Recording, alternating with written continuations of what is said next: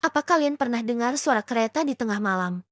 Padahal rel di dekat rumah kalian sudah lama mati. Kalau belum, cerita dari stasiun Cikadongdong ini mungkin akan membuat kalian berpikir dua kali saat mendengar suara peluit di kegelapan. Malam itu, stasiun Cikadongdong terasa lebih sunyi dari biasanya. Langit seolah ditutup rapat oleh kabut tebal yang bergulung-gulung di antara pepohonan.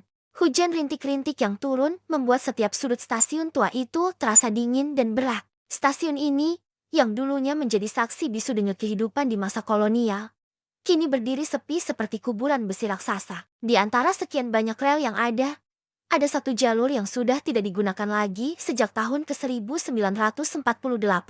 Warga sekitar menyebutnya rel maut, bukan tanpa alasan.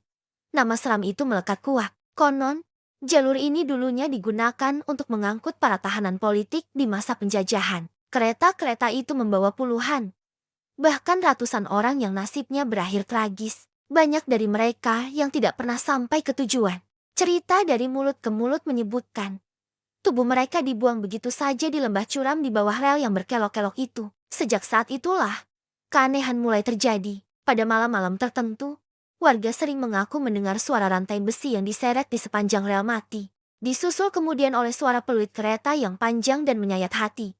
Padahal tidak ada satupun jadwal kereta yang melintas pada jam-jam tersebut. Kepala stasiun, Pak Maman, adalah salah satu saksi hidupnya. Awalnya ia tak percaya dengan omongan warga. Baginya, itu semua hanya bualan untuk menakut-nakuti anak kecil.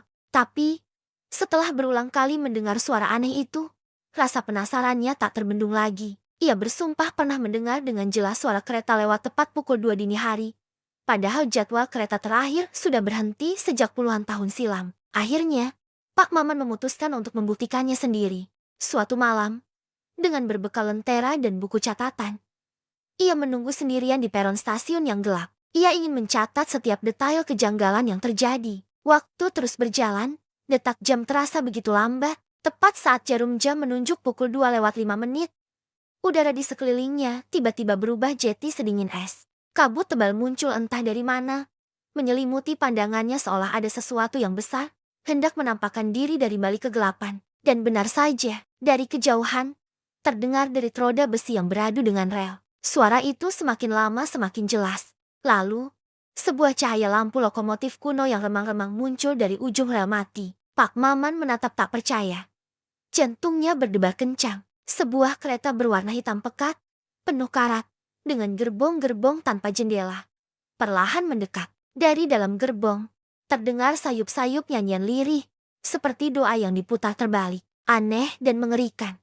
Kereta hantu itu berhenti tepat di depan peron tempat Pak Maman berdiri. Pintu salah satu gerbongnya terbuka dengan suara berderit yang memilukan. Kabut tebal menyembur keluar dari dalam gerbong, seperti napas makhluk raksasa yang tak terlihat. Lalu, dari balik kabut itu, muncullah sosok-sosok berpakaian tahanan zaman dulu. Wajah mereka pucat pasi, mata mereka kosong tanpa kehidupan, dan di tangan mereka terpasang rantai besi yang berat. Mereka berjalan perlahan, terseok-seok, seolah sedang mencari sesuatu yang tertinggal di dunia ini. Pak Maman ingin berteriak, ingin lari, tapi seluruh tubuhnya membeku, lidahnya keluh.